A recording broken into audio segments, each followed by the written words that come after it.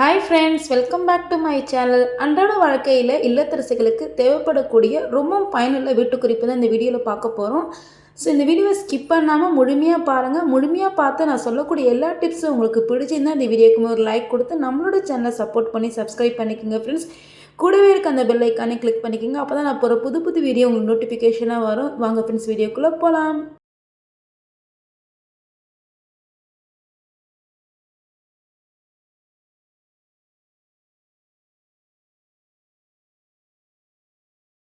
Tips number 1 friends, ரொம்பவும் பயனுள்ள tips. நம்ம சமையலுக்குன்னு அதிகமாக வாங்கி வைக்கக்கூடிய பொருட்களில் ஒன்று தான் வெங்காயம். இந்த வெங்காயம் பார்த்திங்கன்னா எப்பவுமே வந்து நம்ம அதிகமாக தான் வாங்கி வைப்போம். பருப்பு இந்த மாதிரி ஐட்டம்லாம் எப்படி நம்ம அதிகமாக வாங்கி வைப்போமோ அதே மாதிரி வெங்காயமும் வந்து நம்ம வீடுங்களில் அதிகமாக வாங்கி வைக்கக்கூடிய பொருட்களில் ஒன்று. இந்த வெங்காயம்லாம் வந்து ஒரு சில டைமில் வந்து முளைச்சி வர ஆரம்பிச்சு அதே மாதிரி ஒரு மாதிரி அழுகுன மாரியே ஆயிடுது. ஸோ அந்த மாதிரி அழுகுன மாரி ஆகாமல் முளைச்சி வராமல் நல்லா ஃப்ரெஷ்ஷாக இருக்கணும்னா வெங்காயத்துக்கு கூடயே வந்து நம்ம வீட்டில் இருக்க நியூஸ் பேப்பர்ஸோ இல்லைனா வந்து இந்த மாதிரி டிஷ்யூ பேப்பர் வந்து எடுத்துக்கோங்க. அதே போல் வெங்காயம் கூட பார்த்திங்கன்னா நல்லா காத்தோட்ட பகுதி உள்ள மாதிரி இருக்கணும் அந்த கூடை.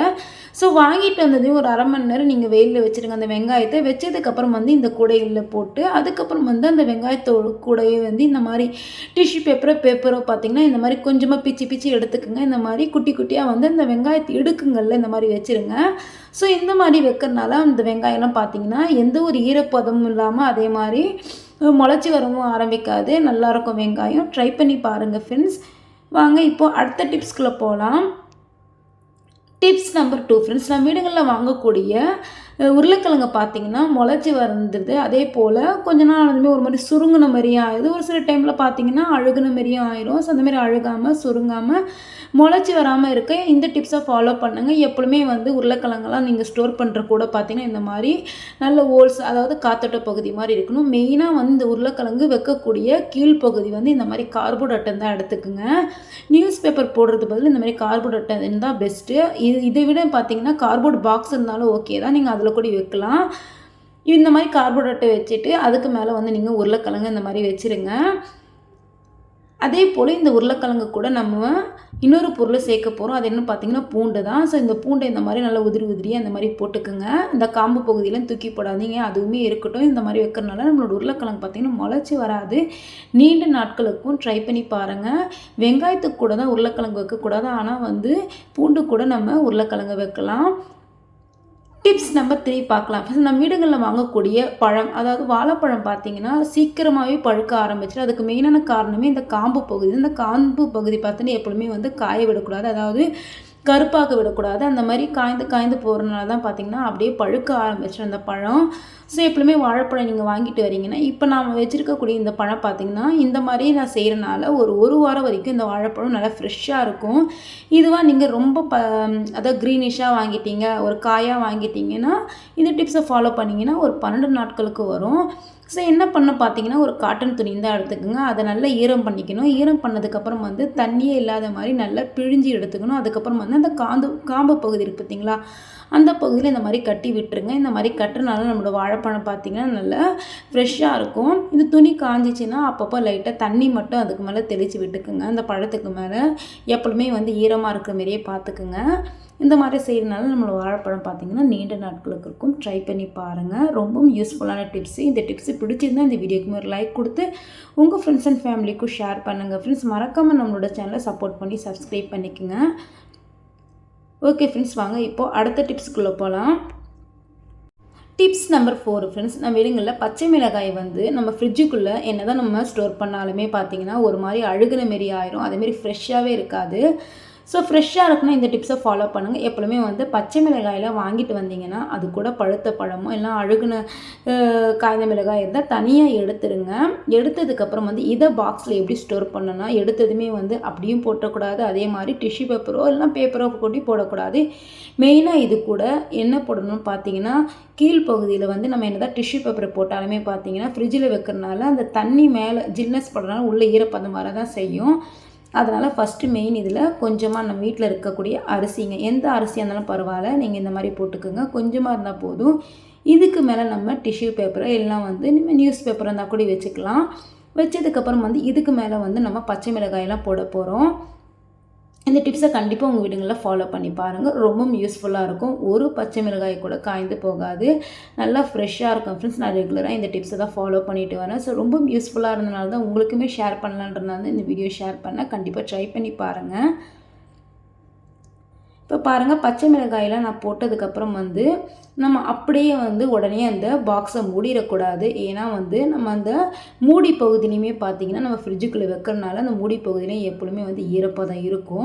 மூடி மூடுறதுக்கு முன்னாடியே மேலே ஒரு டிஷ்யூ பேப்பர் வச்சுருங்க. ஸோ வச்சதுக்கப்புறம் நீங்கள் க்ளோஸ் பண்ணி ஃப்ரிட்ஜுக்குள்ளே வச்சு பாருங்கள். நம்மளோட பச்சை மிளகாய் நல்லா ஃப்ரெஷ்ஷாக இருக்கும், நீண்ட நாட்களுக்கு வரும். ட்ரை பண்ணி பாருங்கள். டிப்ஸ் நம்பர் 5 ஃப்ரெண்ட்ஸ், ரொம்பவும் யூஸ்ஃபுல்லான டிப்ஸு, இல்லத்தரசிகளுக்கு ரொம்பவும் பயனுள்ள டிப்ஸு இப்போ நம்ம பார்க்க போகிறோம். ஸோ அதுக்காக இந்த மாதிரி ஒரு டிஷ்யூ பேப்பர் இருந்தால் எடுத்துக்கோங்க. அதில் நான் பெருங்காயத்தூள் தான் போட போகிறேன். இது எங்கள் வீட்டில் நான் கட்டி பெருங்காயம் வாங்கி தூள் பண்ணி வச்சுருக்கேன். ஸோ அதில் ஒரு 1/4 டேபிள் ஸ்பூன் அளவு இருந்தால் போதும். அதை எடுத்து நம்ம ஒரு டிஷ்யூ பேப்பரோ இல்லை காட்டன் துணி இருந்தால் எடுத்துக்கோங்க. அதில் கூட நீங்கள் போட்டுக்கலாம். ஸோ போட்டதுக்கப்புறம் இதில் ஒரு பொருளை நம்ம சேர்க்க போகிறோம். நீங்கள் டிஷ்யூ பேப்பர் இல்லைன்னா நீங்கள் காட்டன் துணி கூட எடுத்துக்கலாம். நியூஸ் பேப்பர் எடுக்கக்கூடாது. ஏன்னா நம்ம போடக்கூடிய பொருளை பார்த்தீங்கன்னா வெளியே ஸ்மெல் வரணும். அதுக்காக தான் நான் இது எடுத்திருக்கேன். இப்போ இது கூட காய்ந்த மிளகாய்க்குள்ளே விதை இருக்கும் பார்த்தீங்களா, அந்த விதையை மட்டும் நம்ம இப்போ இதில் போட போகிறோம். இந்த காய்ந்த மிளகாய் விதை நல்ல காரத்தன்மை உள்ளது. அதே போல் பெருங்காயத்துடைய நெடியும் பார்த்திங்கன்னா ரொம்ப இருக்கும். ஸோ இது போட்டாச்சு. ரெண்டுத்தையுமே போட்டதுக்கப்புறம் இந்த மாதிரி நல்லா பேக்கெட் மாதிரி நம்ம மடித்து எடுத்துக்க போகிறோம். இப்போ இந்த பேப்பரை இப்போ இதை நம்ம எதுக்கு யூஸ் பண்ண போகிறோம்னா, நம்ம வீட்டில் இருக்கக்கூடிய அரிசி இருக்குது பார்த்தீங்களா, நீங்கள் அதிகமாக வாங்கி வச்சுருக்கக்கூடிய அரிசியில் உள்பகுதியில், அதாவது சென்டரில் நடுவில் வச்சிடணும். ஸோ இந்த மாதிரி வைக்கிறனால அந்த அரிசி நல்ல நீண்ட நாட்களுக்கு இருக்கும். எந்த ஒரு வண்டு பூச்சியுமே வராது. அதே மாதிரி ஒரு சில டைமில் அரிசி கட்டி கட்டியாக ஃபங்கஸ் ஃபார்ம் ஆன மாரி ஆயிரும். ஸோ அந்த மாரி ஆகாமல் இருக்க இந்த மாதிரி நீங்கள் உங்கள் வீடுகளில் கண்டிப்பாக ட்ரை பண்ணி பாருங்கள் ஃப்ரெண்ட். இப்போ அரிசிக்குள்ளே உள்பகுதியில் கீழே சென்டராக இந்த மாதிரி வச்சுருங்க. ஸோ இந்த மாதிரி வைக்கிறனால சுற்றி பார்த்தீங்கன்னா இந்த ஸ்மெல் வரும். ஸோ இதனால் அரிசியில் எந்த ஒரு ஃபங்கஸுமோ எந்த ஒரு வண்டு பூச்சியுமே வராது. ட்ரை பண்ணி பாருங்கள். ஓகே ஃப்ரெண்ட்ஸ், வாங்க இப்போது அடுத்து ரொம்ப யூஸ்ஃபுல்லான டிப்ஸ் நம்ம இப்போ பார்க்க போகிறோம். டிப்ஸ் நம்பர் 6 ஃப்ரெண்ட்ஸ், நம்ம வீடுங்களில் கிளாஸ்லாம் டீ குடிக்கிறதுக்காகட்டும் தண்ணி குடிக்கிறதுக்காகட்டும் ஒரு சில டைம் நம்ம அதிகமாக தான் வாங்கி வைப்போம். ஃபங்க்ஷன் அதுக்கப்புறம் விருந்தாளிங்க யாருன்னா வர்றாங்க அப்படின்னா அந்த சமயங்களில் தான் நம்ம எடுப்போம் அதிகமாக வாங்கி வைக்கக்கூடிய கிளாஸஸ். ஸோ அந்த மாதிரி ரொம்ப நாள் யூஸ் பண்ணாமல் மேலே எடுத்து வச்சுருக்கக்கூடிய இந்த பொருட்களை பார்த்திங்கன்னா ஒன்று ஒட்டிடும். ஸோ அந்த மாதிரி ஒட்டுற மாதிரி சமயத்தில் அர்ஜென்ட்டில் பிரிக்கவே வராது. ஸோ ஈஸியான மெத்தடில் ஒரு டிப்ஸு சொல்கிற பாருங்க. கண்டிப்பாக இந்த கிளாஸை சுலபமாக பிரிச்சிடலாம். இந்த கிளாஸ், அதாவது 2 கிளாஸ் ஒட்டியிருக்கலாம், அதோட சென்டர் பகுதியில் லைட்டாக கொஞ்சமாக தண்ணி ஊற்றிக்குங்க. ஊற்றுனதுக்கப்புறம் இதை நம்ம கேஸ் அடுப்பை இப்போ ஆன் பண்ணிக்கலாம். இப்போ பாருங்கள், கேஸ் அடுப்பை ஆன் பண்ணிவிட்டேன். ஒரு 2 செகண்டு அந்த பர்னர் சூடாகிற அளவுக்கு நீங்கள் ஆன் பண்ணிட்டு அதுக்கப்புறம் ஆஃப் பண்ணிடுங்க. அவ்வளோதான். அந்த கிளாஸ் எடுத்துகிட்டு போய் அந்த பர்னருக்கு மேலே வச்சுருங்க. ஸோ இந்த மாதிரி வைக்கிறனால அந்த சூடு பார்த்திங்கன்னா அந்த கிளாஸில் படும். ஸோ இப்போ என்ன பண்ணணும்னா, கீழ்ப்பகுதியில் காட்டன் துணி இருந்தால் எண்ணெய் எடுத்துக்கோங்க. லைட்டாக தலைப்பகுதியை மேலே இந்த மாதிரி திருப்பினீங்கனாவே போதும். கீழ் கிளாஸை நல்லா டைட்டாக பிடிச்சிருக்கணும். மேலே தலைப்பகுதியை லைட்டாக திருப்பிங்கனாவே போதும். சூப்பராக கிளாஸ் ரிமூவ் ஆகி வந்துடும். கண்டிப்பாக ட்ரை பண்ணி பாருங்கள் ஃப்ரெண்ட்ஸ்.